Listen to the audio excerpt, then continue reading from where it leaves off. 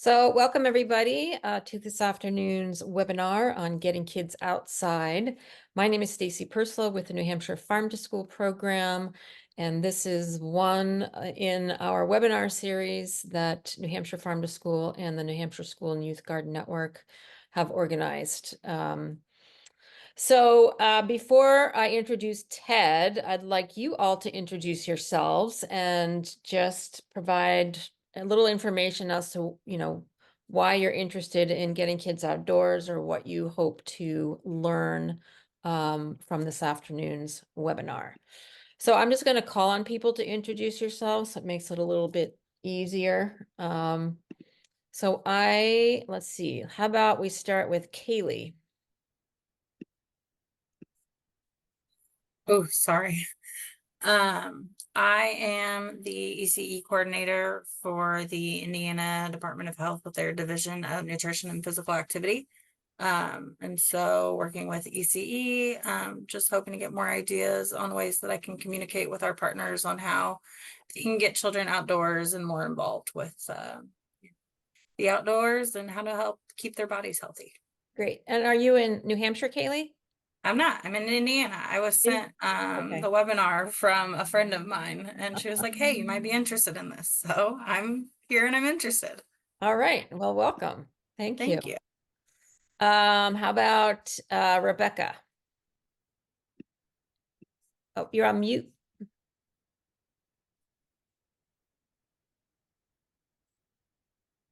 Yeah, you're still on mute.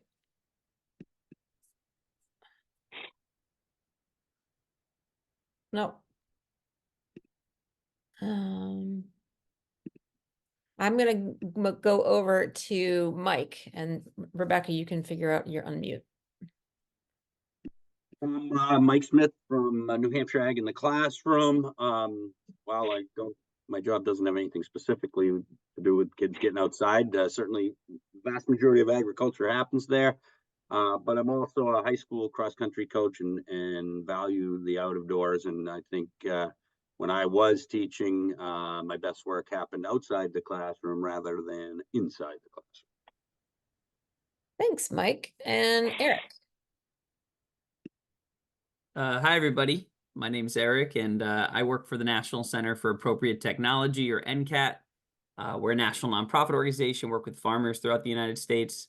My past life before joining NCAT, I ran a youth environmental organization called MEVO in Mahwah, New Jersey. So as a former youth and as a youth educator, I've done a bit of work teaching kids and working out on the farm and trail building, all those different types of youth programs. So I just like to, be here and learn more and keep sharpening my skills, if you will.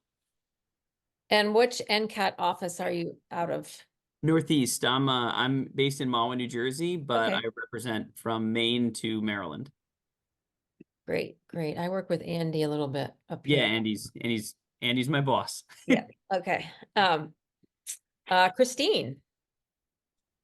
Hi, I'm Christine Whiting. I'm 4-H program manager in Coos County, New Hampshire, and I have a pretty robust garden program for 4-Hers and just looking to get more ideas to get them out there in the garden and stuff. So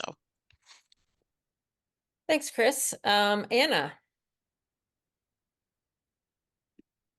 Hi, Stacy. Nice to meet you. I'm Anna Hubbard. I have a little bit of a head cold right now, so excuse my nasally tone.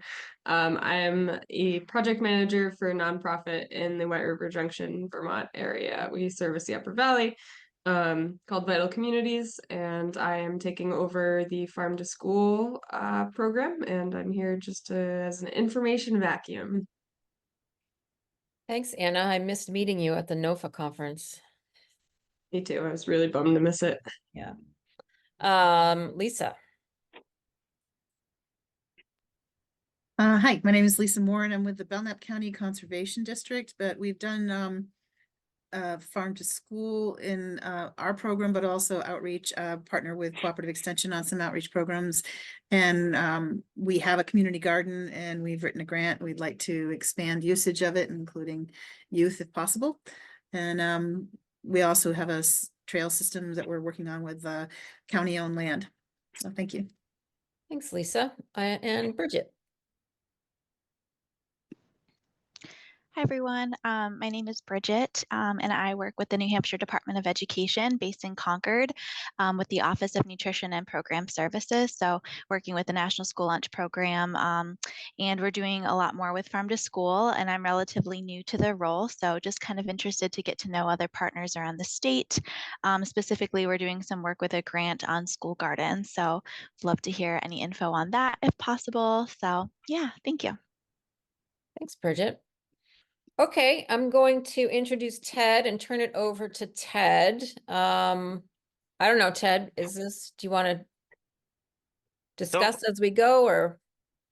Yeah, so this is a small group, so we could be pretty interactive as we go. I don't mind at all. I do have some slides. I didn't know we had 30 people registered, and that would have been hard to be interactive as we go. But this is a very small group. So if you got questions, chat them in. We can read them if they're important, or if you got a question that you want to give an example or push a little bit more on the topic, ask some more questions, go ahead, raise your hand. We can do that. And again, at the end, we can do a little bit of discussion, maybe shoot some ideas off of each other, and move forward from there.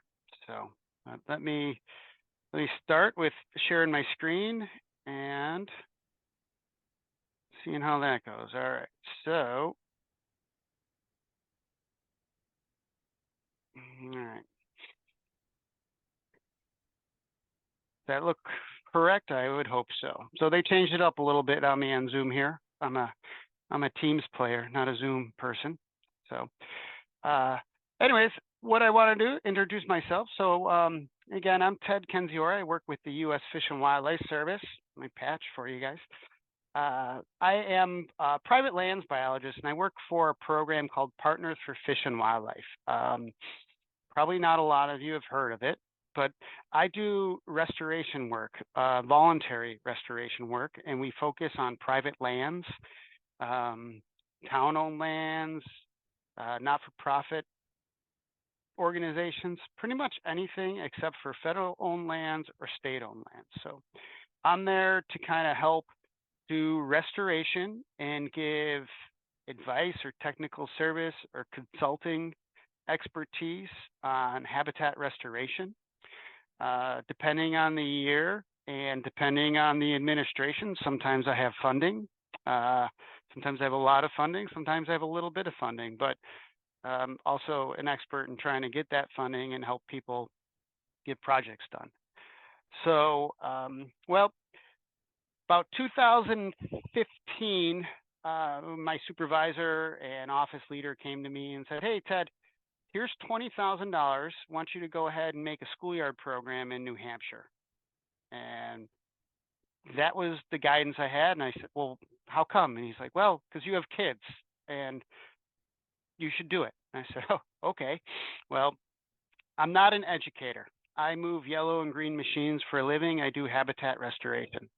So what I had to do is I had to go out there and, like everybody, right, to go on the internet, start searching, start looking around, see what's going on. So I just looked at schoolyard habitat, New Hampshire. Started noticing there's a lot of repeat of the same names, identical applications for getting money, many different programs or entities that can give out grants. So in 2016, made a smaller group of people with New Hampshire Audubon, New Hampshire Fish and Game, Project Learning Tree. And we combined all our money to start giving out grants, and we called it our Schoolyard Action Grant. So action because we wanted something to get done out on the schoolyard. So since 2015, we've worked in, I think, over 80 schools, or we've given money out to over 80 schools, which range from a few $100s to several $1,000s. We have been going strong ever since then. We have, I think, a budget of well over $30,000 right now for schoolyard habitat programs. We put out a grant yearly. We just had our 2024 cohort submit their applications. I think we got somewhere between 12 and 15 applications this year. And then depending on what the projects are, we may or may not fund them all, or we may just fund a little bit. So what my goal in this group was to keep it as simple as possible, because we're the professionals and we know the teachers' times, the educators' time is valuable, right? So I didn't want to have to put a lot of effort into writing an application and filling out forms to get a few $100s. So we asked for things like videos, PowerPoints, items from kids, just something to show that you're interested in doing it. So well, it's kind of me in the history of what we do. So again, so how did this come to be? Well, sitting there and kind of looking, if you know, oh, Stacy, I don't know how many years it's been since I've known you now. But I started looking around and noticed the New Hampshire Farm to School. And I said, well, what is that about? So I started joining those calls. And I was like, wow, we have a very similar goal here. So I'm a regular member of the New Hampshire Farm to School. I go to our meetings. I do these presentations probably once a year now since like 2019 or 18. Really enjoy it. I've met quite a few people. I think we have 2 or 3 schools that have applied to the grant, and we've awarded it. And then there's been dozens of people who have called me for expertise and to kind of come out and help them. So again, I'm with the federal government, so you can just reach out, give me a call, and if I could help you, I can talk to you over the phone or go out to your site and kind of give you a little experience. But you know, so who are we, right? So we're a bunch of professionals. We love to do webinars and make PowerPoints for you. But you know, we have a wide range of people here that can help you. So we have our wildlife educators. New Hampshire Audubon's kind of one of those. New Hampshire Fish and Game has a specialty in education as well. So, you know, we are here to help you with your programming. So we have dozens and dozens of lessons and experiences and projects that we can help you with, that we've either put down in writing or utilized or know or have ideas to. So again, reach out to us. We have people that are experts in writing grants or reviewing. So if you have a project, if we have time, we may be able to review a grant for you and kind of help you with the wording and language. We have experts in policy and looking at regulatory, anywhere from our local school budgets to the states to national policy, right? And I can't stress enough how important it is to take what you're doing and send pictures and show that what we're doing, what the funding is, what you have done, how important it is to Congress, to senators, to mayors, to whomever, to help get these laws passed and get funding and budget to us. What I do is I'm the habitat specialist. So I depend on a lot of my other partners here to come up with a lesson plan, ideas, presentations, things like that. And I can go out and I can do invasive species work, or I can show people about habitat. I can build areas, I can plant seeds, bushes, things to that nature. So that's kind of where my specialty and expert comes into. So, you know, so again, you know, the whole point here is, how do we get kids outside? Again, this is kind of like one of those speeches that I'm just going to tell you what you already know, right? You already know this. It's good to hear it. It's good to find out who else is doing this, what other ideas people have had, what's working, what's not. And it also helps to reinvigorate you, right? So like one of the main jobs that I do is I initiate this with the schools. It is rewarding. You know, you go there and sometimes you get a teacher or two excited, or parents excited, or a local administrator, or the kids get excited, right? And I'm not local, so I can't just keep pushing it and being there every day. But if I can get it jump started and get that energy going, it is just worthwhile for my effort, right? I wish I could measure it. I can't, but it's something that it's very underrated, but we do need those people to kind of help push, promote this. So again, I go out there and I'll start initiating it, talking to schools, to organizations. What do you want to do? Do you want to create habitat? Do you want to maintain habitat? Are you looking for bees or butterflies or animals, mammals? Do you want to build structures, et cetera, et cetera? And so then we start creating a list, and we create a plan and a budget and whatnot. And then what I help to do is I help just put that all together and move forward with the projects. So, so what can we do? Well, sky's the limit, right? In New Hampshire, we have hills and we have rocks. But, I mean, look at this site. This is just another site leading up to an area or school. And again, we have to worry about snow plows and plowing and the beauty of the site and what can we do. And a lot of people look at that and go, well, we can't do anything. But with just a little bit, a couple stones here and there from kids and teachers and parents, planting some flowers, some other plants, you can really change a site. All right. So there's no wrong, there's no right. I think as long as we're not building a big box store and changing land use, I think what we do can work. We can take bare and empty, unused areas, and we can create gardens if we wanted to. Again, how do we do that? What's the point? What are we trying to achieve is what all happens on some of these projects, and something that we have to keep in mind for. So, and again, on my end, I look at it and I said, okay, what's the biodiversity? What are we trying to look at? I'm looking at the blooms through the season, the structure of it, the colors, everything for the insects. But again, when I'm pushing out those ideas of my own, these are all things that teachers, educators can utilize on their end. Teaching of colors, teaching to look for things, counting, numbers, reading, you name it. So these all tie together, and it's really nice. So, and then, like I said, what you have here is you definitely have to tell people about it. So, because if you're not telling anybody about it, if there's not signs out there, people just drive by it. They don't know what's going on. They don't notice it. They just keep driving by it.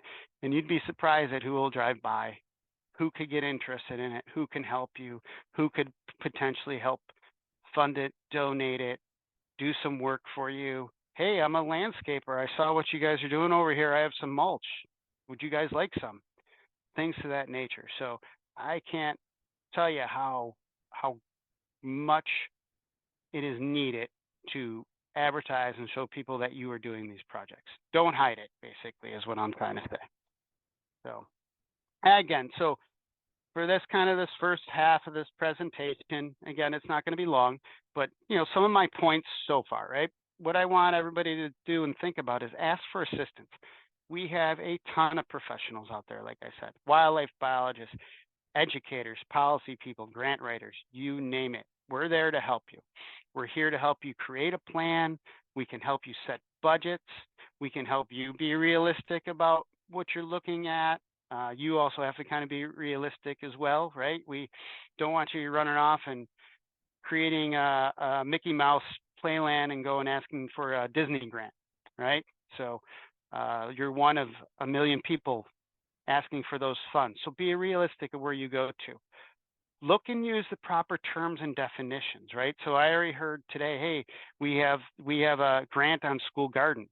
Okay, well, what's a school garden? What does it mean to you? What does it mean to where you're requesting the fund? Is it for vegetables? Is it for flowers? Is it for habitat? Is it a generic term just to get people outside? What are those proper terms, definitions? Because those really, really stress the point of if you're writing a grant or asking for money, what that money could be used for.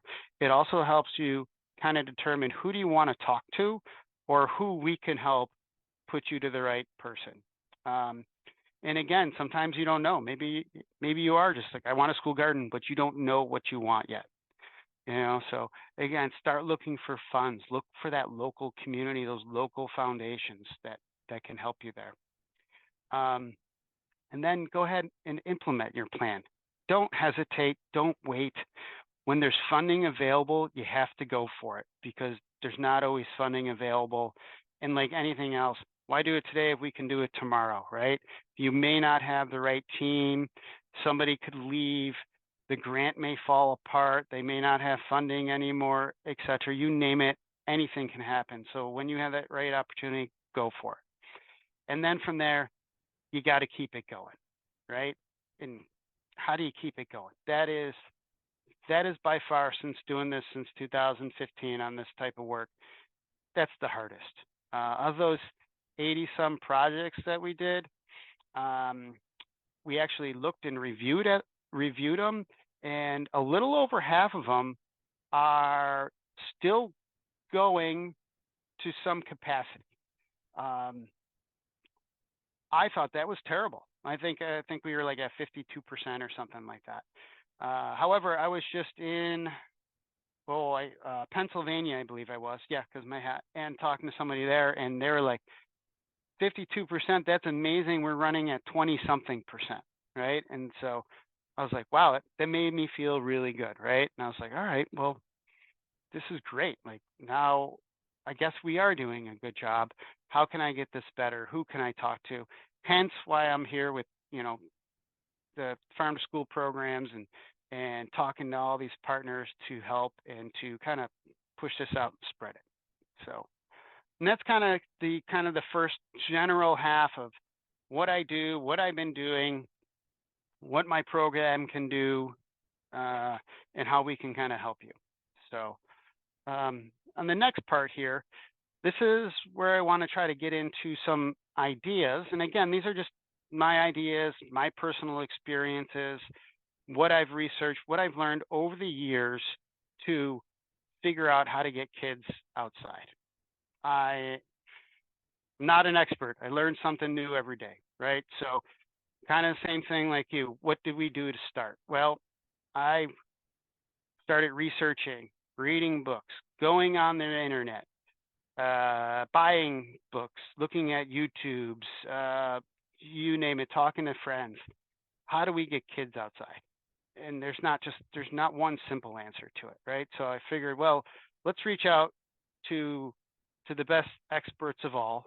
And I asked my kids, right? I got 2 kids. They're teenagers. They're brutally honest. They're teenagers. They're in high school. They're in middle school. I asked them, I said, hey, what do you like about going outside, during school, right? And they love it. When they have an opportunity to go outside, they absolutely love it. They love the change of scenery. They love the fresh air. They love the sun.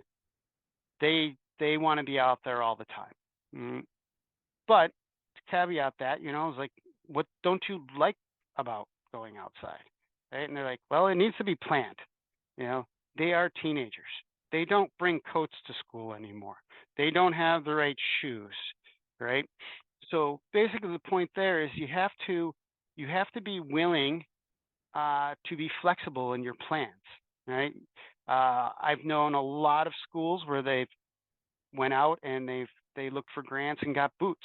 So in case, hey, you forgot your shoes, here's some boots. Do you want to use the community boots, right? We're going to go outside no matter what, or coats. Don't make it a battle in my experience, right? I don't force my kids outside.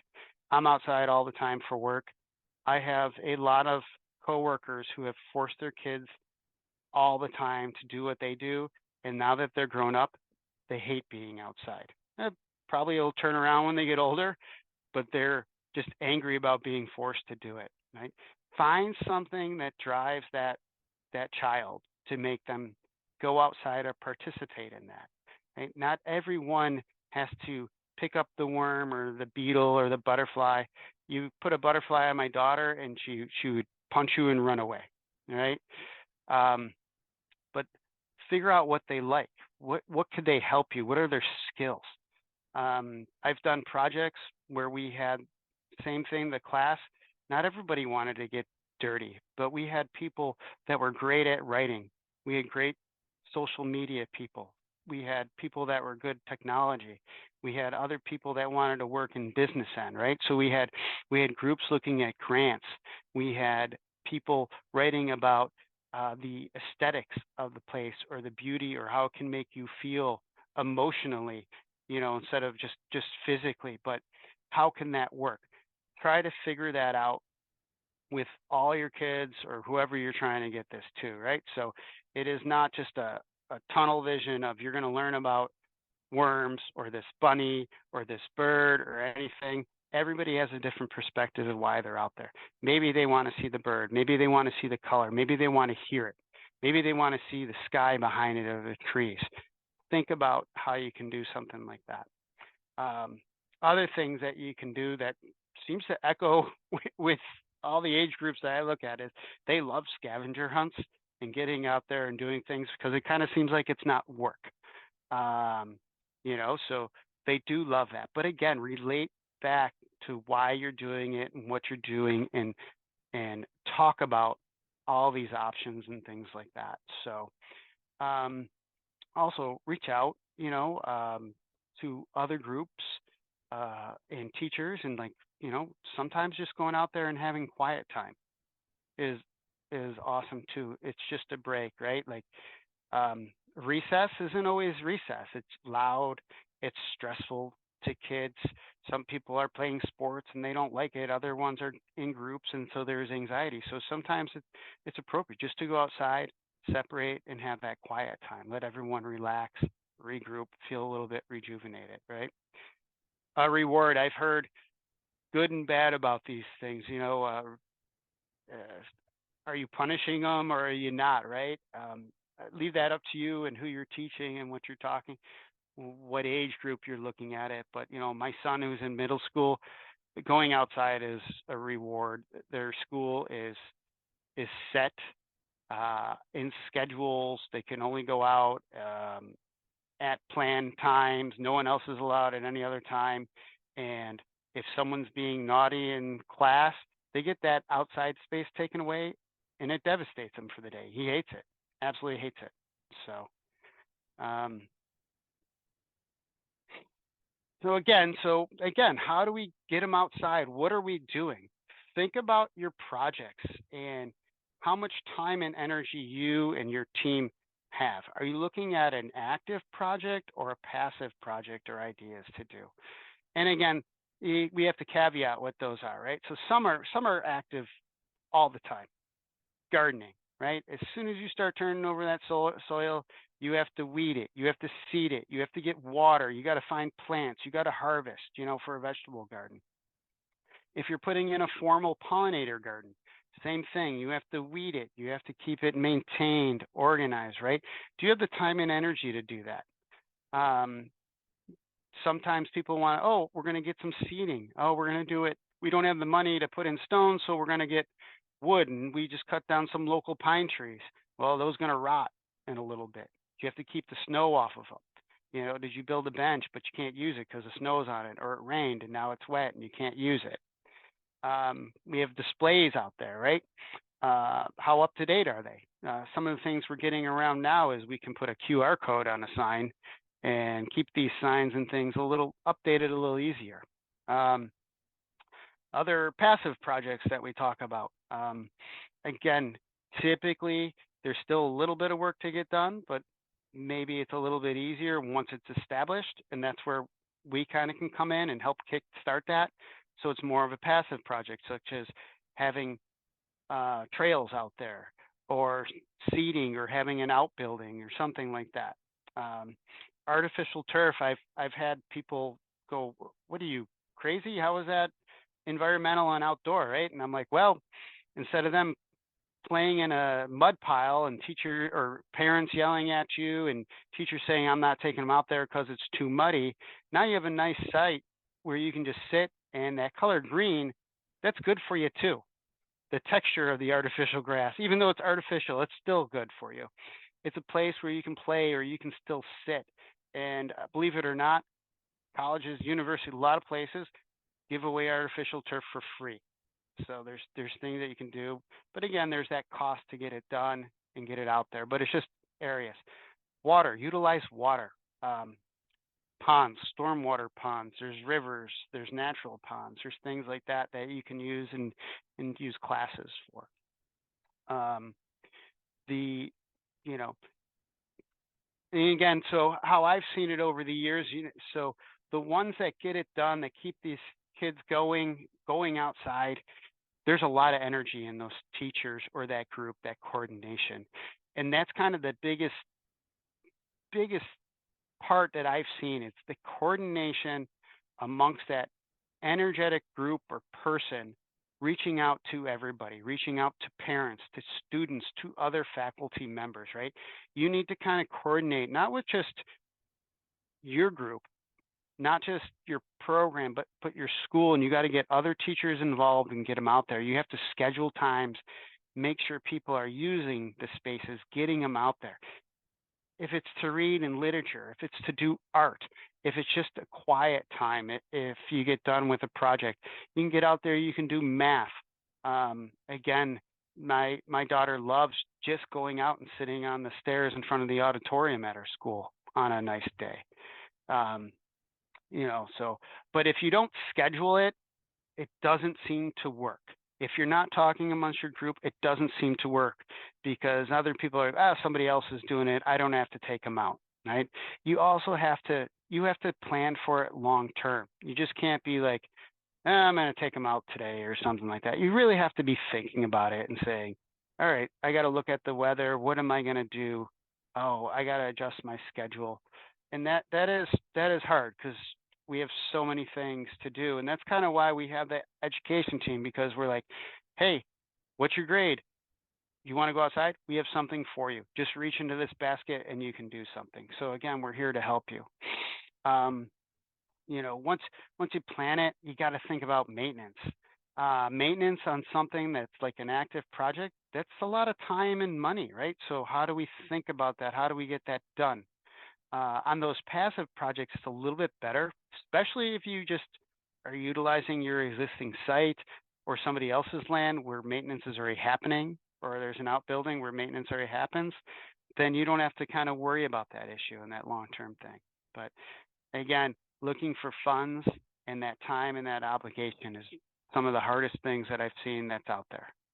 And then when I think I have something going, a teacher retires on me. And then we got to start all over again. So I guess I can't say stop retiring, but and go from there, right? So again, I look at these sites, and some people are like, we don't have anything, we can't do this, this place is a mess. And I just look at it and I go, look at the potential, right? I've got ephemeral streams that are out here that are a mess, and teachers are like, oh, this is a mess. There's ticks, there's mud, there's everything. Right here, there's lesson plans with sticks, amphibians, plants. You can build a bridge to go over it. You can have outdoor classrooms here. There's so much. A parking lot in a building. This one's got some planter beds on the back, actually, so it's good. But there's so many things that you can do, and even getting out there, standing in the parking lot, sitting out there, changing the color of the parking lot, having a scheduled time to go out there, they absolutely love it. Looking at things to put on the wall, you can do solar projects, rain barrel projects, a lot of those things. And then the nice thing about that, which I've learned over the years, is when it's right outside the school, it's so much easier to get it to. My first couple of years, we were planning trails that were 1 or 2 miles long and 700 yards from the school, and it was for kindergartners. And I've learned they don't walk that fast or walk that far, right? So you got to think about that. You have to think about coordination with your school and your time to, hey, do we have enough time for the class? Is it a 30-minute lecture or an hour and a half? We have to get them out there. Over here, we have a field. We took that field, we cut a path through the middle of it, we planted it, we observed it for years to see what kind of flowers and colors were missing. We planted more plants, we put in bird boxes. That field is used all the time. the town wanted to turn it into a solar field, and the kids went to the town meeting and said, no, this is our space, right? And we got that stopped. There's other spots for it. Here, the kids love hanging out under this tree, right? But this comes down to that planning. This is not good for the tree, not healthy. Parents get upset about it. Teachers get upset about it. It gets muddy. If it's too muddy, the administration's like, nope, we're not having kids walk in with muddy boots. We can't go outside. Think about this. Plan it. Do you just send them out there and let them do what they want? Or should we be moving them around and guiding them and putting them to different areas? One, it helps the environment on my end, but it also engages the kids and gets them changing, right? Nobody wants to do the same thing day after day. So again, some examples, right? This is us. We had a normal field. We went out, we kind of tilled a path. We had volunteers come and seed it so we can walk through it. Made it a very simple path. We made it meander too, so we could have some wildlife in there. And it's perfectly wide enough to run a mower through that the school had. We have outdoor classrooms with benches, donations to build this wonderful outdoor classroom, right? Not very expensive, and not a lot of materials went into that, but boy, it is fantastic. And it's a site to go to on a snowy, rainy, cold, windy day. It's enclosed and it's beautiful out there. So again, so at the end here, just some opportunities of where we can help you, some grants, kind of our schoolyard habitat guide. But again, everybody here, everybody on these calls can help you. You don't have to go to one or the other. But I think that is my time that I wanted to leave some time so we can have some discussion. So if anybody has any questions, we can go ahead and go from there. I think I will stop sharing. And if anybody wants to see anything else, I can bring up a picture. But thank you for the opportunity. And again, it's kind of that, you already know this, it's just kind of pushing it forward, reiterating it, getting that energy again, talking to people, really looking out there and seeing how many of us can really help you, right? Don't think you're doing it alone. So even if you're in Indiana, I can talk to you. So, all right, Stacy, I think I'm done. Thanks, Ted. Some great practical tips there. Yeah, if anybody has any questions or you have a project in mind, you want some advice on, you want Ted to come and, check out your space, you can do that. Maybe not Indiana, but New Hampshire and other New England states. Yeah, any other questions for Ted? Ted, I'd assume you'd be perfectly fine with New Hampshire Ag in the Classroom pushing this stuff out with, obviously recognition toward what you guys are doing, but when somebody's looking for, because sometimes they definitely confuse ag with being outside, not that they aren't together, but if they were looking for specifically outdoor space separate from farming, pushing that out for them. Mm-hmm. Yeah, like I said, I don't think, it's not black and white to me. I'm here to help everybody, push them to the right spot. I've had so many projects where I've went there and I'm like, after listening to you, I'm not the right guy. Let me put you to here. And again, what I say isn't necessarily the law. I am biased, right? I get funded for a certain reason, so I push certain things, but that doesn't mean that you or the group or whoever you have to has to focus on that idea where you want to go, right? It's your choice to do what you want, but sometimes we can overlap and help each other. Well, and that's what I'm finding. Like, I'm not necessarily the guy for what they're looking for, but I like pointing them in the right direction, and this would be perfect. Thank you. Yep.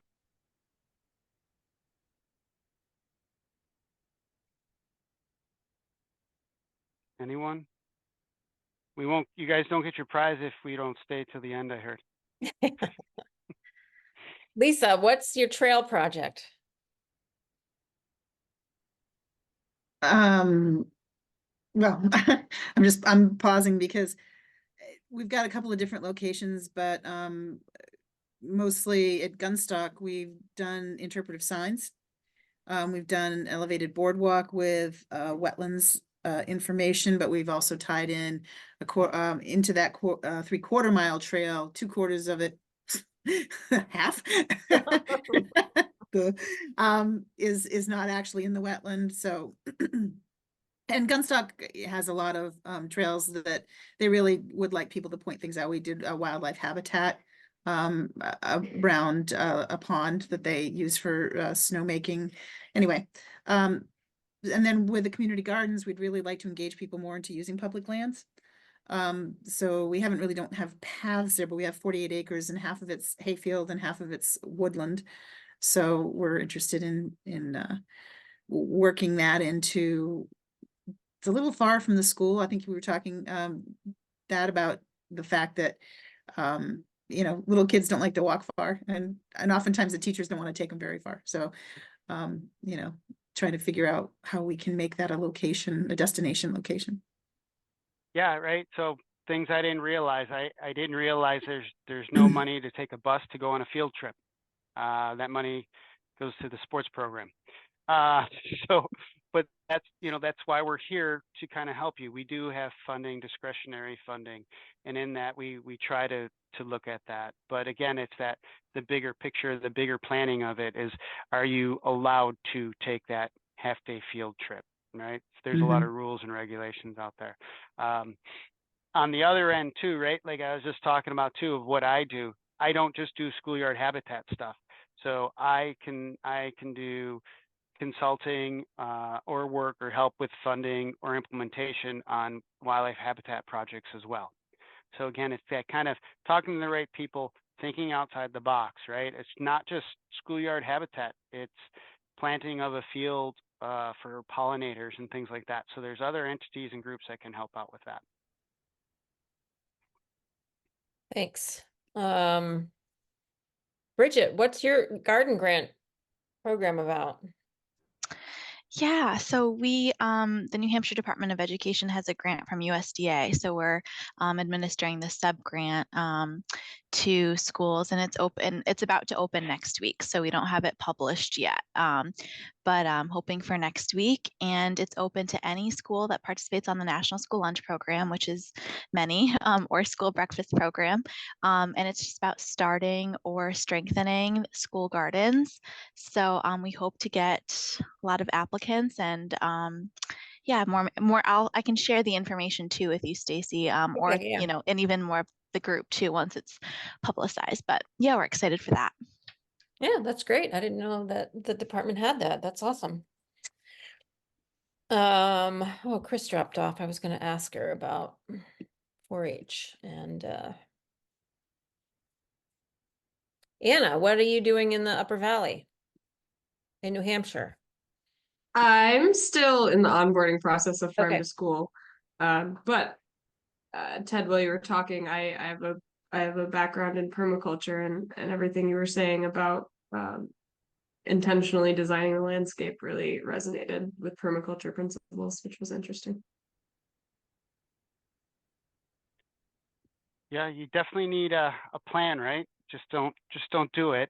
I see that with everything, and even though you have a plan, you got to have a backup plan, right? Because you may want to put a plant here or a spot here, and it just doesn't work out. So I think about a lot of things. So in the past, we would set trails or paths and direct people where to go. And a new thought now is to let people walk and let those paths become created naturally. And then from there, you can create the path, right? And you're protecting the land afterwards, because we've all seen that right angle concrete path and everyone cuts the corner, right? So, start looking, living the area, know what's there, right? And that's what's great about when we're working with this, talking with an experienced teacher of what worked, what hasn't worked, getting to know them, and again, reinvigorating it, right? They're in a schoolyard setting, they're there for a reason. I mean, they love kids, they love what they do. So there's a passion in there somewhere.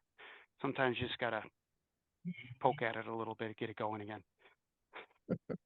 If I could, I'll just offer, Ted, that A couple of the schools that I have gone to for other programs, they do have paths.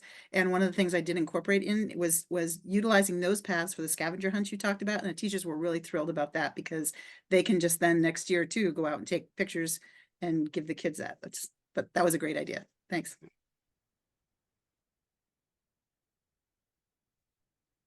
Ted, what are some of the projects that you're working on right now?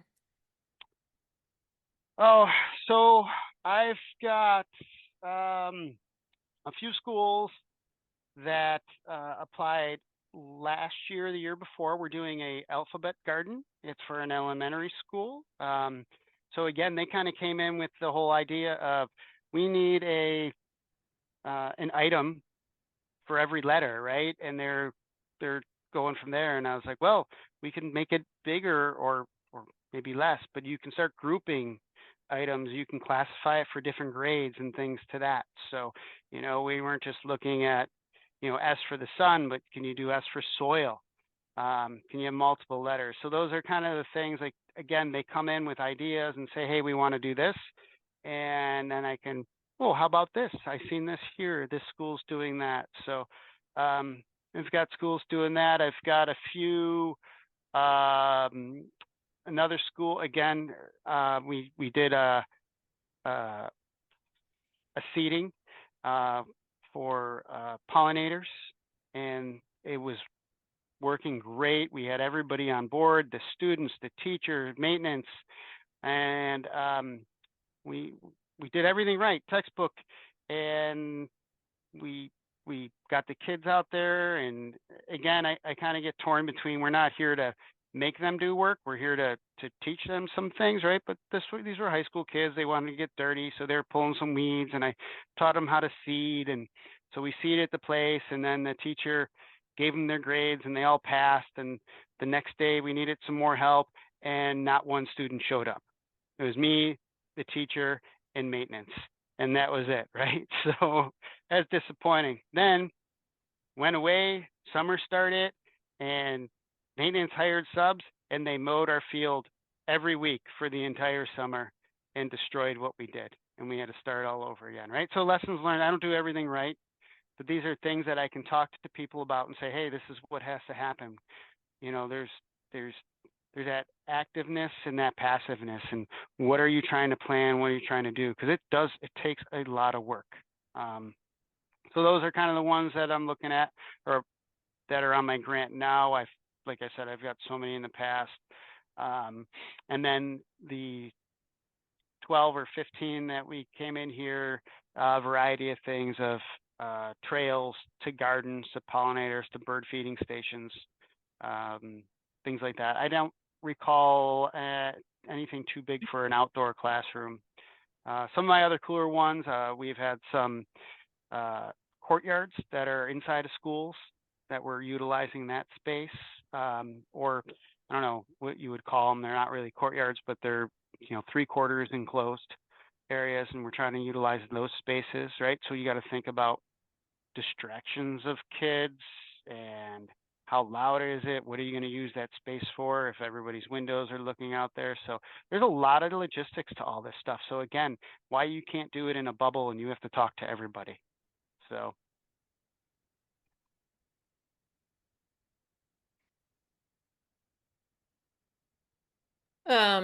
So the schoolyard habitat grants, the deadline just passed, right? It's that's correct. every January. Yep. So every January we've been doing it. You can Google Schoolyard Action Grant New Hampshire, and it'll pop right up. It goes through the New Hampshire Fish and Game website right now. So sometimes it changes. I think you can get a link through New Hampshire Audubon as well.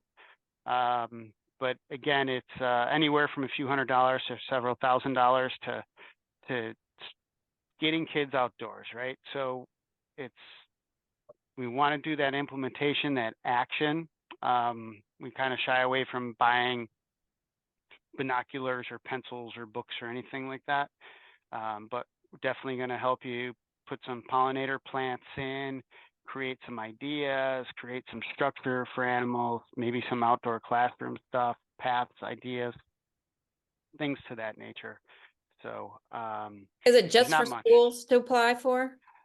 It is not kind of a faux pas on what we did, but other agencies are open. Or entities. However, we'd like to have it a kicker that it's going to help some kind of local educational organization, right? So if that's 4-H or Boy Scouts or Girl Scouts or a local town or anything like that, that's what we want to do.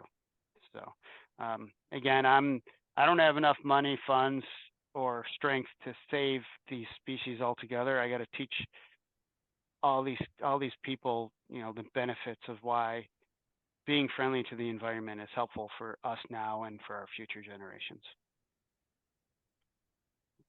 What about this? Is there any grant opportunities? So we've got New Jersey and Indiana on this call. Is there something similar in those states? Yeah, so the same thing. So we're a federal program. So we do have a Partners for Fish and Wildlife in those states as well. You can Google that and look at that. And they have project funding in dollars. And I guarantee some of them look at schoolyard habitat. Right now in the federal government, we have a big push for urban conservation. I'm working with USDA to do a lot of urban work and urban farm work as well. The Environmental Protection Agency has a lot of money and grants out there for water protection. U.S. Forest Service has a lot of money out there for planting of trees. Actually, they just gave $2.7 million to Manchester, New Hampshire, $200 and something thousand to some other town in New Hampshire, 10 or 12 million to Boston. So again, there's opportunities everywhere, especially with the new money that's out there. A lot of these organizations got a lot of funding. And again, that's kind of why I stress it's important to know what you're talking about, what definition you're looking at, right? So to say schoolyard habitat, it's a broad statement. And you may want to, I don't want schoolyard habitat, I want tomatoes. And then you Google tomato grants and who knows, you may get a tomato grant out there. I don't know, right? But you gotta do your due diligence, think about it, and really start defining those searches. So, Ted, do you those have are- time to send me some links to those funding opportunities? I can share it with everybody who registered and with the School and Youth Garden Network as well. yeah, I can do that. And then I can do Yeah. that stuff. Yep. Great. Any final questions for Ted?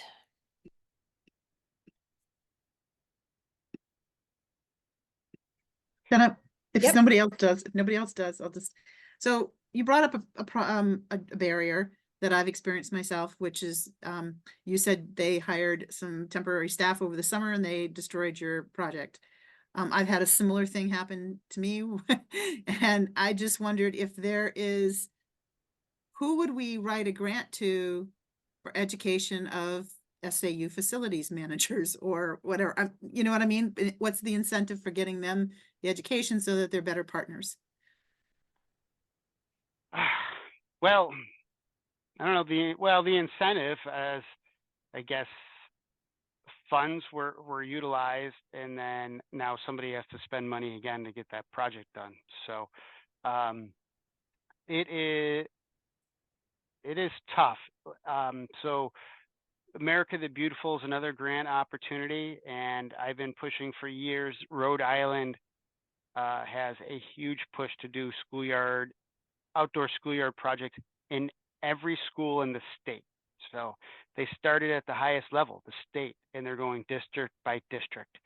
And talking with my group and looking at it there, how do we get maintenance and things to help at those areas?